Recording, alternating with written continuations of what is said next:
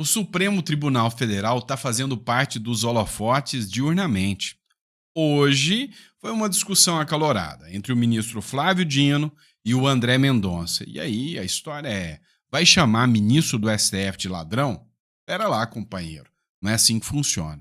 A discussão está dando um debate nas redes sociais até onde pode ser feito ou não essa discussão de chamar político de ladrão e chamar também juiz de ladrão. Afinal, onde é o limite da liberdade de expressão? Mas uma coisa é certa, o STF está começando a perder estribeira e as discussões entre ministros começam a se tornar cada vez mais frequentes. Outra questão que a gente vai discutir ainda nesse editorial também é sobre a questão da mudança, da estrutura do Supremo Tribunal Federal, mudança de juízes e a entrada de uma nova juíza dentro do gabinete do ministro Alexandre de Moraes. O que isso implica, uma matéria do Metrópolis que a gente vai discutir aqui com vocês. E aí tem uma questão também muito peculiar. Um advogado criminalista, ele levanta uma suspeita muito perigosa em relação à ida, da Janja lá para Moscou. Pois é, você sabe que lá não tem nenhum país democrático, lá em Moscou, representado com os presidentes que lá estão, Só ditadura. E o Lula tá lá. Agora a grande questão é, a Janja foi uma semana antes. Isso levantou suspeitas por parte de um advogado criminalista que acabou levantando essa discussão aqui, tá bom? Então, assim, esse é um editorial bem quente. Quero que você preste atenção aqui em tudo que está rolando. A gente vai trazer todas essas informações para vocês aqui, tá bom? Não esqueça de se inscrever no canal, curtir, compartilhar. O intuito do nosso canal é trazer informação para você, é discutir política, entender a política brasileira, como ela realmente acontece. Então, antes de mais nada, seja muito bem-vindo. Bora se inscrever no canal, tá? Às vezes você tá querendo que alguém que geralmente não tá entendendo muito da política, entenda um pouco mais, manda o link para ele, manda o canal para ele, fala, segue o Sandro aí, e aqui tem muita informação relevante, tá bom? Bora para cima? Vamos começar? Vem comigo. É o seguinte, rolou uma discussão, uma treta, vamos dizer assim, entre André Mendonça e Flávio Dino. A discussão foi: não se admite chamar ministro do STF de ladrão. Agora, a grande questão é como eles serão responsabilizados. Quem chama um ministro do STF de ladrão será responsabilizado. Os ministros do STF serão tratados como cidadãos comuns? Ou eles têm uma superproteção da qual a eles não cabe crítica? Olha, a legislação brasileira ela já prevê critérios claros e objetivos para defender a honra das pessoas. Calúnia, injúria, difamação. Por outro lado, na área civil, indenização por dano moral, tudo isso é cabível. Tudo isso é amplamente observado e cabível. Agora, a grande questão é, existem super cidadãos, figuras que se for contra eles, a pena é muito maior? Pois é aí onde paira a discussão. E aí aqui eu concordo com o André Mendonça. Mais uma vez, eu concordo com o André Mendonça. Na discussão, o ministro Flávio Dino e o ministro André Mendonça tiveram um debate acalorado. É quase que um bate-boca mesmo no Supremo Tribunal Federal durante a sessão do plenário, em que debatia o aumento da pena dos crimes contra a honra, injúria, calúnia e difamação cometidos contra funcionários públicos, em razão de suas funções. Meu amigo, literalmente está se criando uma casta acima das demais, acima das demais. Dá uma olhada nisso aqui. Pois não, ministro André. Ainda assim, o ladrão é uma opinião sobre a pessoa. Não é um fato específico. Ministro André, para mim é uma ofensa grave. Eu não admito que ninguém me chame de ladrão. Eu vou formar Vossa Excelência. Porque essa tese da moral flexível que inventaram é a tese que degrada o serviço público e desmoraliza o Estado. Eu quero só informar Vossa Excelência que, por favor... a pessoa vai responder pelo crime. Consignemos todos que eu não admito. Na minha ótica, é uma ofensa gravíssima. Não é crítica. Bom, o que a gente está se dizendo é que chamar alguém de ladrão, se for o cidadão não puder chamar um político de ladrão... E ministro Supremo pode? Eu não sou distinto dos demais. Tá. Ela vai responder... Se o advogado subisse nessa tribuna e dissesse que Vossa Excelência é ladrão, eu ficaria curioso para ver a reação de Vossa Excelência. Ou por um crime, na mesma pena que qualquer cidadão teria o direito de ser ressarcido na sua honra por um apenamento. Ministro, você... Pois não, ministro. Pois é. O André Mendonça aqui mostrou o conhecimento do artigo 1º, que diz que todos são iguais perante a lei. Quando perguntou, mas você vai aceitar alguém te chamar? Ele falou, não, eu não sou diferente de nenhum cidadão. Vai responder na mesma proporcionalidade em que chama qualquer cidadão. Cara, você está entendendo que a ideia aqui, o objetivo aqui é criar uma distinção para figuras do Estado que serão intangíveis e intocadas. A gente já viu isso na história e isso é perigoso demais. É perigoso demais. E é óbvio, né? Qualquer um desses pode xingar qualquer cidadão do que bem entender, mas, por outro lado, quando é o reverso, esse cidadão vai responder de maneira desproporcional. Também acho errado você xingar alguém sem provas de ladrão, de qualquer coisa que seja. Mas, se a lei aplica a mim, tem que se aplicar a eles. Se aplica a eles, tem que se aplicar a mim. Então, mais uma vez, eu dou parabéns para o André Mendonça. Agora, a gente sabe que o Flávio Dino é sensível por natureza. Até constatações se tornam indenizações e crimes, né? Justiça condena o monarca a detenção por xingamentos contra o Flávio Dino. O influenciador foi condenado por praticar 2 vezes o crime de injúria ao ofender o ministro. A fala do monarca foi direcionada ao ministro por ser um assunto público e notório, previsto em vários jornais. O monarca acabou ofendendo a honra do Flávio Dino, chamando ele de gordola, né? E aí esse foi o fundamento suficiente para que o monarca seja condenado criminalmente. Agora, eu te pergunto, se você, porque eu não tô nenhuma flor de beldade, né? De estar lindo, maravilhoso. Você pode me chamar de gordola, ou você pode me chamar de branquelo, ou você pode me chamar de chato. Você merece prisão? Você terá a prisão decretada ou existe distinção clara entre categorias de cidadão brasileiro? Parece que isso já está institucionalizado no Brasil hoje, apesar do artigo 5º. Vamos lá, alguns pontos precisam ser levantados. Já que é para condenar, vamos pegar o pessoal lá de trás também. Que tal chamar o Glauber Braga para responder aqui? Moro é um juiz ladrão. Após afirmar a poucos metros de Sérgio Moro que o ministro da Justiça é um juiz ladrão, o deputado federal Glauber Braga foi notificado pelo Conselho de Ética da Câmara, mas é taxativo. Recebo com certeza de que ele tem que ser arquivado. E foi arquivado. Sinceramente, não deu em nada. Chamou o Moro de ladrão e ficou por isso mesmo. Para por aí não. Matéria do YouTube, da Itatiaia aqui. Deputado petista chama Bolsonaro de ladrãozinho de galinha e causa bate-boca na Câmara. Isso aqui foi há 1 ano. Agora, a grande questão é, responderá ele por crime e terá de pegar a mesma pena que o monarca pegou ou não? Ainda vamos lembrar uma coisa. Nós estamos falando de um deputado que tem imunidade parlamentar, o que complica a questão ainda mais. Nas questões criminais, o deputado tem imunidade parlamentar, enquanto o deputado não deve responder por injúria, calúnia e difamação. Dano moral, sim. Então, vocês entendem a diferença? Vamos lá, deputado Sola chama Bolsonaro de ladrão de joias. Opa, o TCU arquivou isso, a coisa parou. E chamou Bolsonaro de ladrão de joias. Deputado será condenado ou não? Vamos lá. Já que nós estamos falando de chamar o outro de ladrão é passível de condenação criminal, principalmente se é um servidor público ou o xingamento é em razão da função pública, vem cá.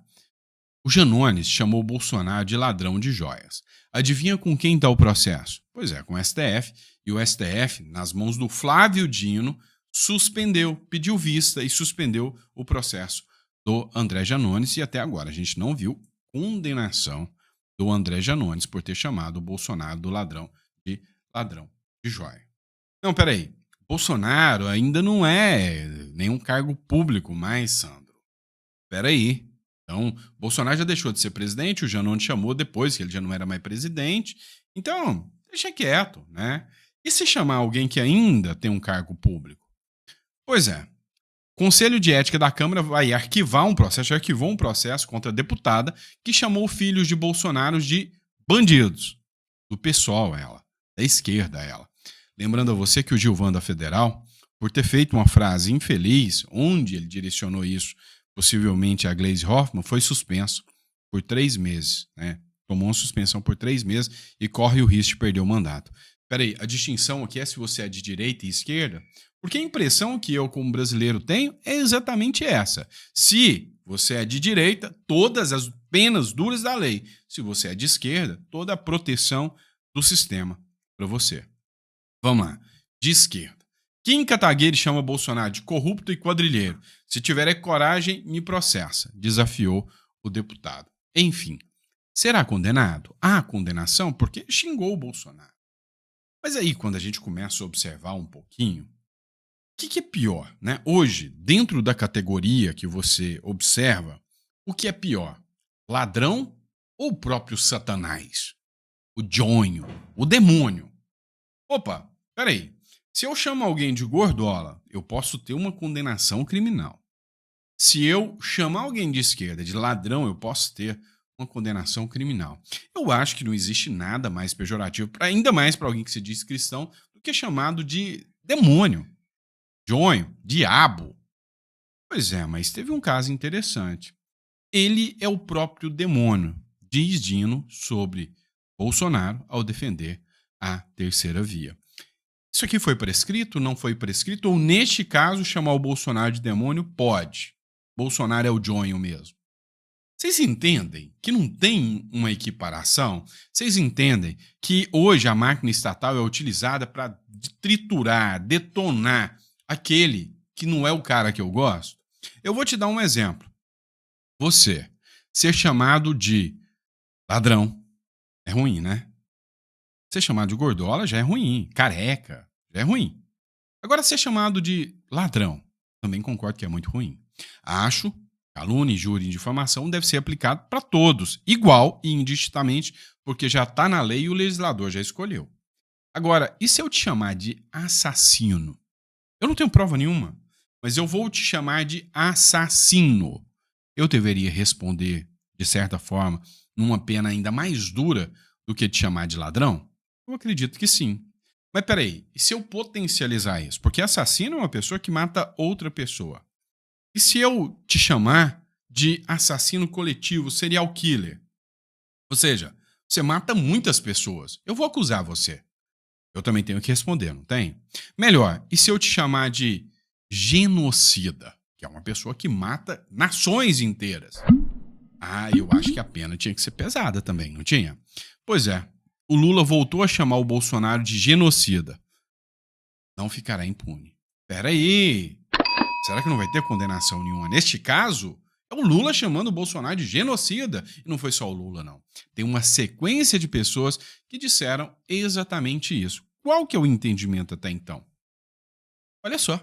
Ele pode me chamar de genocida e eu não posso chamar de ladrão, diz Bolsonaro, ao criticar o TSE? Afinal, quando o Bolsonaro fez uma publicação chamando o Lula de ladrão durante o período eleitoral, o que aconteceu? Tira a publicação. Não pode falar que o Lula tem alinhamento com ditadores, não pode falar que o Lula é ladrão, não pode. Agora o Lula pode falar que o Bolsonaro é um assassino em série, genocida. Peraí, e a Procuradoria-Geral da República? Não, ela não vê crime nenhum na fala do Lula chamando o Bolsonaro de genocida, não. Pode chamar de assassino em série, genocida. Se você chamar o Alexandre de Moraes de genocida, dizendo que ele está querendo matar todo mundo do 8 de janeiro, onde você vai parar? Atrás das grades. Não é assim? Então, vamos ser sinceros. O que eu estou diante aqui é de um caminho onde tem figuras da qual se pode chamar do que quiser e outras figuras que não se pode nem olhar para o lado deles que você já está cometendo crime. O TSE manteve vídeos do que o Lula chama o Bolsonaro de genocida. Resumindo o negócio, no final das contas, para eles, se é a esquerda chamando a direita, tá tudo bem. Até alguns especialistas da Shopee vieram dizer, não, chamar Bolsonaro de genocida não é crime, não. Chamar o Lula de ladrão, que crime pesado. Deu para vocês entenderem a diferença da situação? É isso que eu queria explanar para vocês. Mas vamos lá, vamos falar agora do ministro Alexandre de Moraes e de mudança no seu gabinete. Vai ter uma mudança dentro do gabinete do ministro Supremo Alexandre de Moraes. Uma juíza do Tribunal de Justiça do Distrito Federal foi escolhida como auxiliar no gabinete de Moraes. Nós tivemos um escândalo aí dentro do gabinete do ministro Alexandre de Moraes, que é o caso do Tagliaferro, que é um dos ministros assessores do Alexandre de Moraes. Agora, tem uma alteração, né? E assim, é uma situação que poucos brasileiros até sabem da existência de juízes auxiliares, de figuras que auxiliam e ajudam o ministro Alexandre de Moraes nas suas decisões. Teve agora a inclusão de uma nova juíza, né? Uma juíza do Tribunal do Distrito Federal e dos Territórios foi escolhida para ocupar a vaga de uma magistrada auxiliar no gabinete de Alexandre de Moraes. Luciana Yuki Fujishita Sorrentino, que é essa que está aparecendo na foto aí do Jornal Metrópolis, é doutora em Direito pelo Centro Universitário de Brasília, especialista em métodos consensuais de resolução de conflitos, especialista em acordos, né? Em acordos. Foi feito um concurso interno, tá? Onde o próprio Alexandre de Moraes selecionou as figuras que vão estar participando ali, né, das novas decisões do ministro Alexandre de Moraes. Então é bem provável que com vamos dizer assim, o protagonismo que o STF vem tomando hoje na política brasileira, a gente possa ver ainda, né, algumas decisões, algumas menções aos ministros auxiliares do Alexandre de Moraes. Vamos lá. E o Lula? Abandonado, né? Totalmente abandonado. Uma matéria do Estadão especifica o seguinte: a anunciada saída do PDT da base governista deixa claro que, de vez, que Lula não está conseguindo atrair e manter aliados, mesmo entre aqueles que supostamente compartilham da mesma agenda. O PDT é emblemático, porque o PDT é esquerda. O PDT é historicamente esquerda e, historicamente, né, um aliado do governo Lula. E até o PDT agora, e não vamos dar virtude ao PDT, começa a pular fora do barco do governo Lula depois do escândalo do INSS, depois do estouro do escândalo do INSS. Aqui é que mora o perigo. Aqui é que a coisa fica complicada, porque o PDT está embrenhado até o pescoço com essa questão do INSS. E o PDT não está se fazendo aqui de, não quero mais estar com o Lula porque ele mexeu com os aposentados. Porque o ministro do Lula era um ministro do próprio PDT e o novo ministro também, né? Um aliado de longa data do PDT. A grande realidade é que o PDT precisava de um gancho e viu o gancho e entende que já era para a esquerda. E aí eles já começam a alinhar num outro sentido. Essa semana, o Ciro Gomes acabou de fazer um anúncio dizendo que vai apoiar o candidato do PL, do partido do Bolsonaro, para o Senado lá no Ceará, achando de vez com a esquerda. Resumindo, a coisa está tão feia para o Lula, mas tão feia para o Lula, que quando sair a candidatura, ninguém, mas ninguém quer ter a sua imagem vinculada ao governo lulopetista. Isso é fato. Vamos lá. Outra matéria importante. O governo Lula gralhou por muito tempo que a alta de juros era culpa do Bolsonaro. Você já percebeu que para a mídia, para a imprensa e para todo mundo, tudo que acontecia no governo anterior era culpa do presidente. Agora, tudo que acontece agora, o presidente não tem culpa nenhuma. Parafraseando o Nicolas Ferreira aqui. O que acontece? A alta dos juros foi a acusação mais grave de que o Campos Neto influenciava, e todo mundo sabia que era mentira. Todo mundo que trabalha do mercado, igual eu sou mestre em comércio internacional, international business, pela Universidade de Miami. E aí a grande questão é, eu acompanho a economia o tempo todo, eu preciso entender disso para que eu possa até entender onde eu vou investir, qual mercado eu vou investir. Agora a grande questão é, a gente já sabia que era mentira. E olha só, Copom eleva a taxa de juros para 14,75% ao ano, maior patamar em quase 20 anos. E aí, meu amigo, É simples de você entender que a taxa de juros explodiu com o governo Lula. Embora exista a autonomia do Banco Central, embora a autonomia do Banco Central é real, né, quem tinha indicado o presidente do Banco Central era o Bolsonaro. Então o PT usou isso muito para colocar a culpa no Bolsonaro. Só que agora acabou essa fase. Não tem mais nada, não existe vestígio nenhum do governo Bolsonaro mais. Tudo que o Bolsonaro construiu já foi deteriorado e destruído pelo PT. E daqui para frente, não tem mais o DNA de nada que aconteceu para que o governo Lula possa culpar. Como, por exemplo, essa crise do INSS. Vamos preparar um dossiê para jogar a culpa no Bolsonaro. Como, cara pálida? Como? Se o estouro aconteceu agora. Como, cara pálida? Se o aumento gigantesco é de agora. Como, cara pálida? Se tem cadernos, se já tem investigação da Polícia Federal mostrando o DNA de figuras indicadas pelo Lula lá dentro. Algo de errado não está certo. E aí, para piorar tudo, o PDT pulou fora, o mercado está pulando fora, ninguém quer se vincular ao Lula, por quê? Ora, o governo Lula disse que seria um responsável e está destruindo as contas públicas. Agora, não para por aí. O buraco é mais embaixo. O discurso do Lula para chegar até aqui foi a defesa da democracia.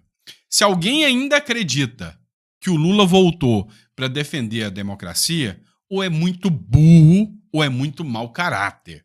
Só tem essas duas possibilidades. O Lula está em Moscou, junto com o clubinho das ditaduras.